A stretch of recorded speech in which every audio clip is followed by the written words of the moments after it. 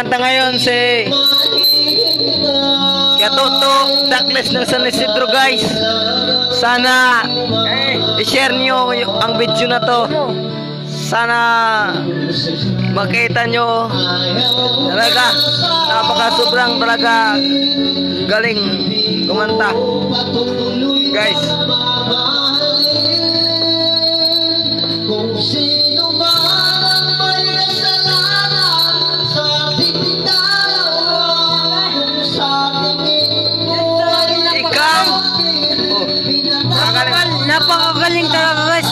Alam nyo, yun yung perfect singer sa San Isidro. Kaya, guys, sana suportahan nyo siya.